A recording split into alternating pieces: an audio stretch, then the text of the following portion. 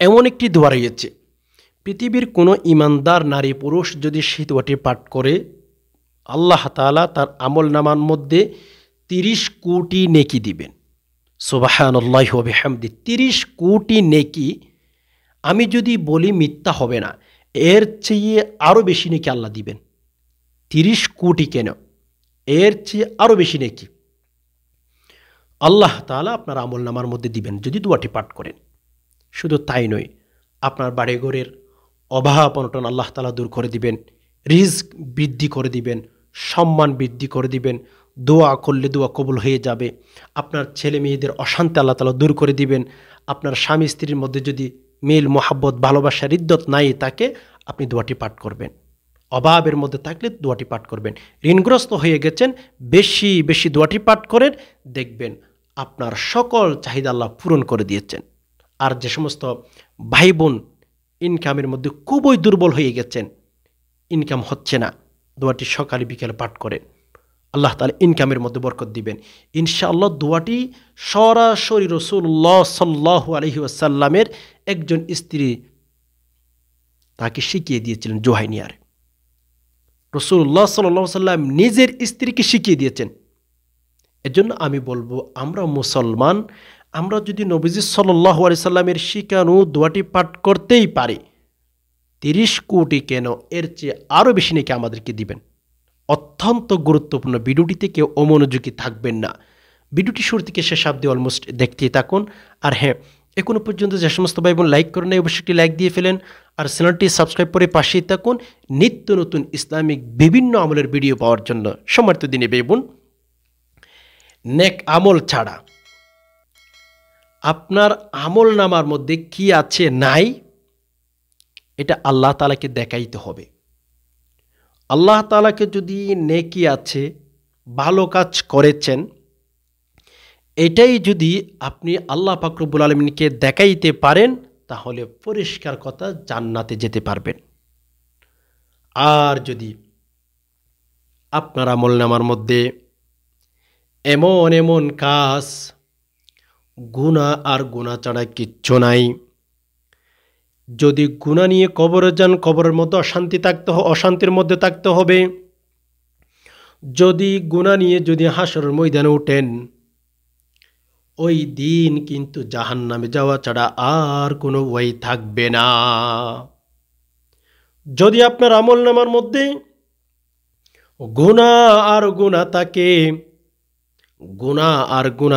গুনাহ করতে করতে করতে লাইফটা শেষ করে দিয়েছেন, ওই রকম যদি হয়ে থাকে, আপনার যেই সমস্ত সোসাইটি থাকুক না কেন, আপনি যেই বংশের মানুষ হন না কেন, যদি নেক আমল না থাকে, ঈমান যদি ঠিক না থাকে, আপনার জন্ম যদিও রসুলের বংশের মধ্যে হয়ে থাকেন, তাহলে কিন্তু আপনি জান্নাতের ভেতরে যেতে পারবেন না। ঈমান যদি ঠিক না হয়, নেক আমল যদি না থাকে, সওয়াব যদি না থাকে, যদিও আপনার জন্ম হয়েছে রাসূলুল্লাহ সাল্লাল্লাহু আলাইহি ওয়াসাল্লামের বংশের মধ্যে, এরপরেও আল্লাহ পাক রব্বুল আলামিন বংশীয় পরিচয় দেখে কখনো জান্নাতের ভেতরে ঢুকিয়ে দিবেন না। বংশের পরিচয় কেউ কোথায় চলবে না, কোনো জায়গার মধ্যে চলবে না। যদিও দুনিয়ার মধ্যে বংশীয় পরিচয় চলে, কিন্তু খবরের ভেতর কোনো জায়গার মধ্যে আপনার বংশীয় পরিচয় চলবে না। যদি বংশীয় পরিচয় চলে, তাহলে আবু তালেব রব্বে কাবার কসম কখনো জাহান্নামে যেত না। বংশীয় পরিচয় যদি চলতো, তাহলে বেলাল কখনো জান্নাতে যেতে পারতো না। বংশীয় পরিচয় যদি দিয়ে জান্নাতে যাওয়া লাগতো, তাহলে রাবিয়া বসির কখনো জান্নাতের আশায় করতে পারতো না। বলে কেন? বেলাল তো, তার বাবা তো একজন গোলাম, বেলাল একজন গোলাম, তার বাবাও গোলাম, গোলামের সন্তান গোলাম। তাহলে যদি আল্লাহ বংশীয় পরিচয় দেখে, সোসাইটি দেখে যদি জান্নাত দিতেন, তাহলে বেলালের মতো একজন গোলামের সন্তান গোলাম বেলাল রাদিয়াল্লাহু তাআলা আনহু এত বড় সম্মানিত কেন হয়েছেন? আল্লাহ পাক রব্বুল আলামিন বংশীয় পরিচয় দেখেন না, কোনো সোসাইটি দেখেন না, আল্লাহ ঈমান আর আমল দেখেন। নেক কাজ কতটুকু করেছেন এটাই দেখবেন, সুন্দর সুন্দর কাজ কতটুকু করেছেন এটাই আল্লাহ দেখবেন। না হয় কুরআনুল কারীমের কথাই মিথ্যা হয়ে যাবে, নাউজুবিল্লাহ। রব্বুল আলামিন কুরআনুল কারীমের মধ্যে বলেন, লিয়াবলুয়াকুম আহসানু আমালা। আল্লাহ তাআলা বলেন, বান্দা তোমাদের সুন্দর সুন্দর আমি আমল দেখব। আল্লাহ পাক কুরআনুল কারীমের মধ্যে আকসারু আমালা বলেন নাই, মানে আল্লাহ বেশি বেশি ইবাদত বন্দেগী দেখবেন এটা বলেন নাই। আল্লাহ বলেছেন আহসানু আমালা, সুন্দর সুন্দর আমল দেখবেন।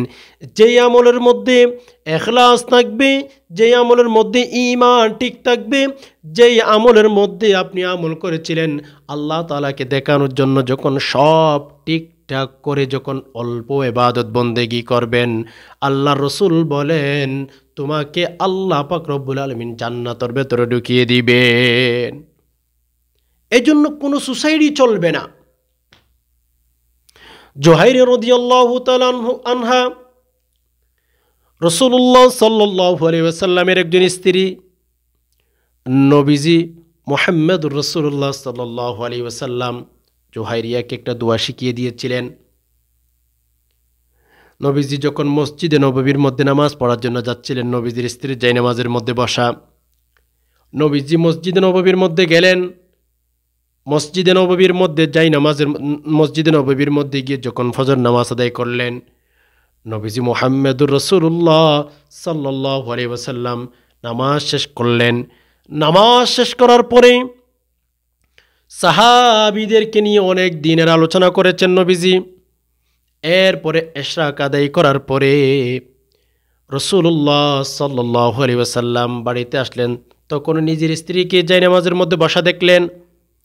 তখন নবীজি বললেন, ওগো আমার স্ত্রী, আমি যে মসজিদে যাইতেছিলাম তখন থেকে যে তুমি জায়নামাজের মধ্যে বসা ছিলা, এখনো কি সেই বসার মধ্যে আছো?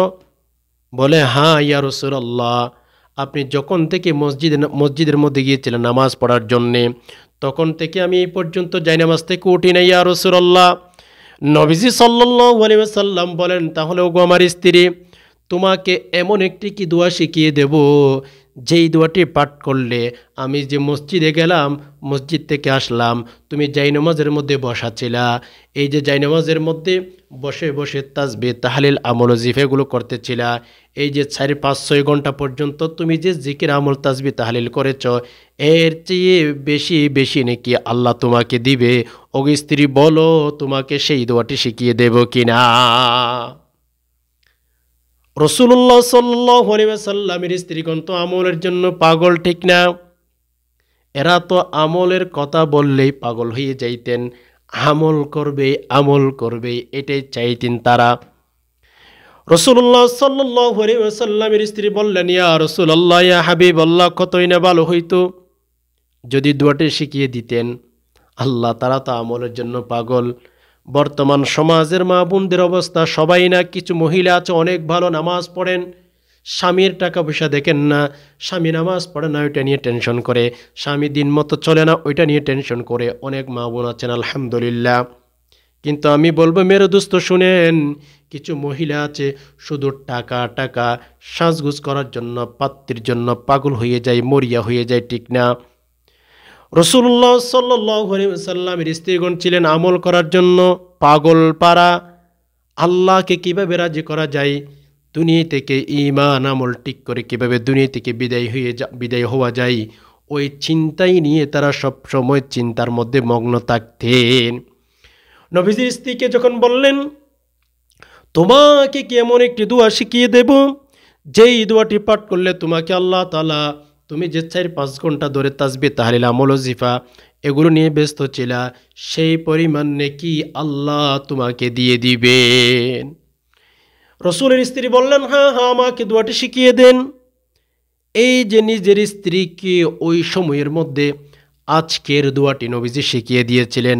আমি বলবো আসমানুন নিচে জমিনের উপরে পৃথিবীর কোনো ঈমানদার নারী পুরুষ যদি ঈমানের সহিত দোয়াটি পাঠ করে, আল্লাহ পাক রব্বুল আলামিন তার আমলনামার মধ্যে 30 কোটি নেকি কেন এর চেয়ে আরও কোটি কোটি গুণে বেশি নেকি দিতে আল্লাহ পাক রব্বুল আলামিন এক বিন্দুও চিন্তা করবেন না। কেননা আপনি রাসূলুল্লাহ সাল্লাল্লাহু আলাইহি ওয়াসাল্লামের শিখানো দোয়া পাঠ করেছেন, আপনাকে আল্লাহ নেকি দিবেন না, এটা হতেই পারে না, এটা হতেই পারে না। এজন্য আসুন বেশি বেশি ইবাদত বন্দেগী করি, বেশি বেশি আমল করি। কেননা কবরে গেলে কোনো সোসাইটি চলবে না, কবরে গেলে কোনো বংশীয় পরিচয় চলবে না। কবরে গেলেই শুধুমাত্র আপনার আমার আমল দেখবেন। আপনার আমার আমল নামার মধ্যে যদি গুনাহ থাকে তাহলে শেষ হয়ে গেছে। আমল নামার মধ্যে যদি গুনাহ থাকে আমাদেরকে কেউ বাঁচাইতে পারবে না, আমাদেরকে ফেরেশতাগণ ধরে ধরে জাহান্নামের মধ্যে নিক্ষেপ করে দিবে। হাই, সেই সময়ের মধ্যে আমাদের কেউ কাজে আসবে না। ও মেরে দোস্ত, যারা দুনিয়ার এই গুলচক্করের মধ্যে পড়ে নেক আমল থেকে দূরে সরে গেছেন, যারা আল্লাহ পাক রব্বুল আলামিনের বিধান পূর্ণাঙ্গভাবে আদায় করতেছেন না, আমি বলবো শুনেন, আপনাদেরকে কিন্তু শয়তান ধরে ফেলেছে। আপনাদের ঠিকানা জাহান্নাম ছাড়া আর কোথাও হতে পারে না। অনেক মানুষ আছে আমল জিফা তাসবিহ তাহলিল এগুলোর কাছেও নাই, নামাজ তো পড়ে না, নামাজের কথাই আসে না। হে মেরে দোস্ত, কসম খোদা, কেউ আপনার পাশে থাকবে না, আমার পাশে কেউ থাকবে না। আমার পাশে আপনার পাশে থাকবে শুধুমাত্র কেবলমাত্র দুনিয়ার যে সমস্ত ভালো কাজ করেছিলাম, দুনিয়ার মধ্যে যে সমস্ত নেক আমল করেছিলাম, এইগুলো ছাড়া আমাদের আপনজন বলতে কবরে কেউ থাকবে না, হাসরের ময়দানে কেউ থাকবে না।